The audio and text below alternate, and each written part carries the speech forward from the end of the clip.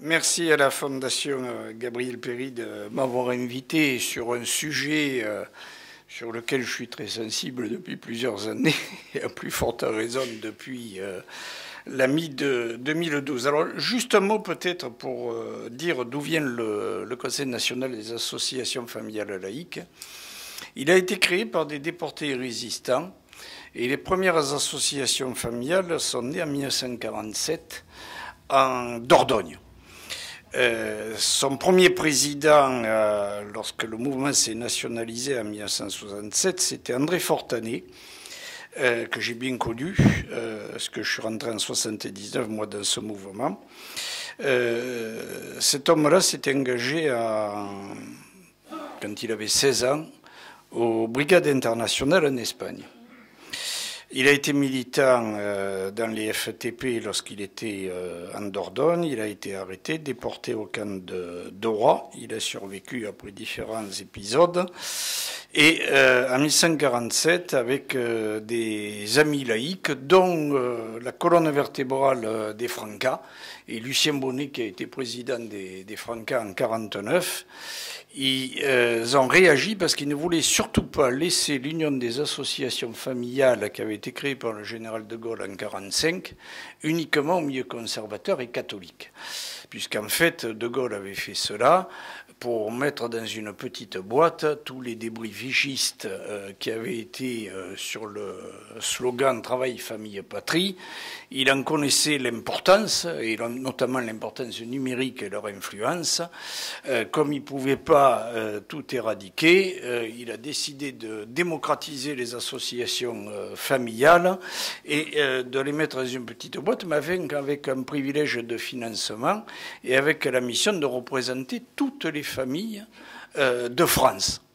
C'est pour ça que les laïcs ont réagi, parce que c'était quand même un peu fort de café de laisser un outil pareil avec les privilèges qu'ils ont uniquement aux forces conservatrices et cléricales. D'ailleurs, à l'époque, l'Union des femmes françaises s'était posé la question de savoir s'ils adhéraient pas à l'UNAF, de même d'ailleurs que la Ligue de l'enseignement. Et puis comme dans les statuts, il y avait l'établissement du suffrage familial, et on continue à voter sur le suffrage familial, opposé donc au suffrage universel, bien sûr, tous les gens de gauche républicains ont eu le cœur indépendamment des fondamentaux idéologiques qu'ils pouvaient défendre. D'ailleurs, ce matin, j'ai mis en ligne un communiqué de presse, puisqu'il y a le congrès de l'UNAF à Montpellier ce week-end.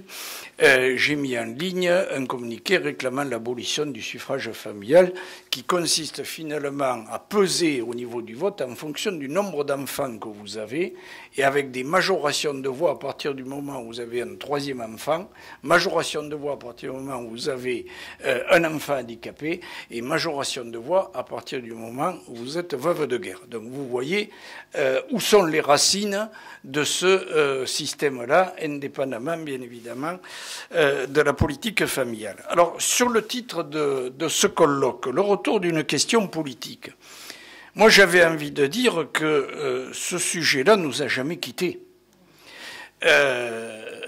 20 septembre 1792. Les révolutionnaires de 1789, à travers la Déclaration des droits de l'homme et du citoyen, posent l'émancipation de l'individu. Et posent d'ailleurs les bases de la laïcité. Il y a eu la déclaration également d'Olympe de Gouges un petit peu plus tard. Mais le 20 septembre 1792, les révolutionnaires de l'époque posent la question du divorce par consentement mutuel et légifèrent là-dessus. Également, ils posent l'égalité entre les enfants naturels et les enfants légitimes. Si ça, c'était pas révolutionnaire dans le champ de la famille, bien évidemment, le Code de Napoléon de 1804 abolit tout cela et finalement codifie ce qui est les règles de la société patriarcale et qui va quasiment tenir jusqu'à nos jours. Ce qu'on sait peu également, c'est que les révolutionnaires de 1830 et de 1848 et de 1870, à chaque fois qu'il y a eu une prise de pouvoir par les révolutionnaires, ont reposé en permanence la question du divorce par consentement mutuel et la question de l'égalité entre les enfants naturels et les enfants légitimes. C'est important de le rappeler parce qu'il y a quand même une certaine gauche qui est sans mémoire et qui avait oublié ces combats-là tout au long du XIXe siècle et bien évidemment du XXe siècle. Alfred Naquet, d'ailleurs, lorsque la Troisième République est établie, passe 10 ans à guerroyer à l'Assemblée nationale pour obtenir un divorce qui est loin d'être par consentement mutuel, parce qu'il est obligé de guerroyer 10 ans. Il y a de telles conditions que finalement, il y aura très peu de divorces à la fin du XIXe siècle. Sur la question des enfants naturels et légitimes, pareil. Même bagarre à l'Assemblée nationale. Et là, je ne peux pas m'empêcher de vous livrer quand même une citation du général Castelnau de l'époque, qui fonctionnait avec le général Boulanger et qui faisait partie de ces officiers de l'armée qui étaient anti-républicains et qui déclarait en 1908, à propos de cette fameuse loi mettant de l'égalité entre les enfants, elle livre sans aucune défense la famille légitime à l'invasion des enfants, nés de notre lit, qui viennent se mêler désormais aux enfants légitimes par l'effet d'une vraie polygamie. Je cite cette phrase, pourquoi? Parce que ça a été mot pour mot la déclaration du cardinal Barbarin lorsqu'il y a eu la discussion sur le mariage pour tous. Et je le cite volontairement pour montrer que le mouvement réactionnaire auquel on a assisté à partir de 2012, il vient des profondeurs de l'histoire de France, et en tout cas au moins du XIXe siècle, de ceux qui se réclamaient de l'Ancien Régime et de la Restauration. Je vais continuer parce que sur la question politique, elle n'est pas terminée, hein, on va avoir ces combats-là de nouveau devant nous. Pendant le XIXe siècle, c'est toujours une citation, la famille fut victime des institutions et des lois, bafouée et ridiculisée par les romanciers. Sur le plan politique, une série de lois en sape les fondements, le mariage est sécularisé, son indissolubilité ruinée par le divorce, l'autorité paternelle affaiblie, la liberté testamentaire étroitement contrôlée. Réaction brutale contre la société d'Ancien Régime. Le respect traditionnel porté aux familles nombreuses fait place à l'exaltation de l'amour libre ou à l'apologie du divorce. C'est tiré de l'histoire du mouvement familial en remettant la tête d'un père suprême sur le corps de la nation, il avait rétabli celle de tous les pères. Le père est éjecté de la société occidentale, mais avec lui, c'est la famille qui meurt. Je passe sur d'autres citations. Éric Zemmour, le suicide français. Et je fais volontairement, bien évidemment, cet alignement de citations pour monter la profondeur de la réaction. Lorsque l'État ruine la famille en entraînant dans sa ruine celle de l'État. La famille est une cellule essentielle qui doit être non seulement préservée, mais soutenue et magnifiée.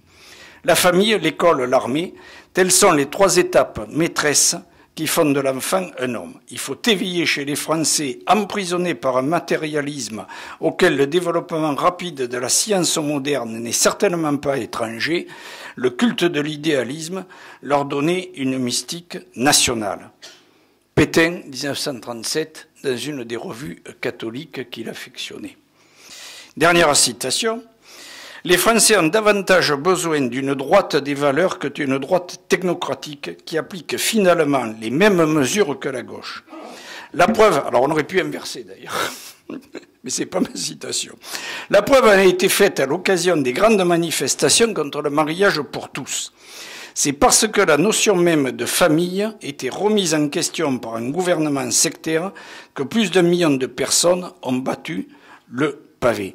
Valeur actuelle, 5 décembre 2013, je vous signale que c'est hebdomadaire qui est devenu le porte-parole de la droite vichiste et maurassienne ne cesse d'augmenter son lectorat et qu'il est maintenant à 130 000 exemplaires. Voilà. Et lorsqu'on sait que le dénommé Buisson, vichiste avéré, maurassien, catholique intégriste, était le principal conseiller de Sarkozy à l'Élysée, regardez et lisez le bouquin d'Ariane Chemin, j'ai envie de dire que d'une certaine manière, la boucle est bouclée. Et donc, effectivement, c'est bien une question politique qui nous est posée. Elle n'est pas en retour, elle est permanente. C'est le combat de l'émancipation contre la domination, et notamment la société patriarcale. Et bien évidemment, je suis d'accord avec les propos que tu as tenus tout à l'heure. J'aurais eu envie aussi de titrer d'une autre manière le colloque, ça aurait été « La famille patriarcale n'en finit pas de mourir ». Parce que c'est bien la question qui nous est posée pratiquement depuis, notamment puisque certains y ont fait référence, 1968 et les années 70. Parce que c'est ça la question de fond. Et le danger, ce serait de ne pas suffisamment évaluer la situation aussi bien sur la force du courant réactionnaire qui accourt aujourd'hui, et d'ailleurs le succès d'une certaine manière du bouquin d'Éric Zemmour le montre, et en même temps aussi de penser, rien n'est jamais acquis, on l'a bien vu en Espagne avec la remise en cause de la liberté de l'avortement, mais d'une certaine manière et indirectement en France, ça accourt lorsqu'on voit bien que les moyens ne sont pas donnés effectivement au centre d'IVG, sans compter le retour de l'ordre moral. Moi, je l'ai vécu personnellement à l'occasion du congrès de Nancy de l'UNAF, où pourtant il y avait Thomas Piketty dans la salle à propos justement des politiques familiales et des politiques fiscales, et où j'ai vu un certain nombre de familiaux réclamer le salaire maternel, le retour au salaire maternel. Et bien évidemment que le contexte de crise sociale et économique, mais aussi, j'ai envie de dire, idéologique dans laquelle on est, favorise ce type d'argument. De même, depuis 7 ou 8 ans, puisque je siège au conseil d'administration de l'UNAF et au conseil de la famille, j'ai retrouvé par le biais d'un certain nombre de problèmes sociaux, là aussi, la remise en cause, bien évidemment, de l'égalité homme-femme, à propos d'ailleurs de 2 problèmes différents. La problématique de la délinquance des jeunes mineurs. Et je voyais des arguments qui consistaient à dire « Ah ben oui, si les femmes ne travaillaient pas et si elles revenaient finalement au foyer pour élever les enfants, on n'aurait pas de délinquance si juvénile. » Sous-entendu, remettons-les au foyer. Deuxième argument qui concerne le décrochage scolaire. Et je ne vous mens pas, j'ai les déclarations, bien évidemment. Si effectivement il y a du décrochage scolaire, là aussi, c'est la cause des femmes, parce qu'elles ne s'occupent pas assez des petits, et que leur vocation, bien évidemment, c'est de les éduquer au foyer. Je cite ça volontairement, parce qu'il ne faut pas croire que c'est des déclarations en l'air, et dans le contexte actuel, il est clair que ça a prise, et c'est pas pour rien que l'on voit une montée de l'extrême droite dans les milieux populaires du fait de la précarité.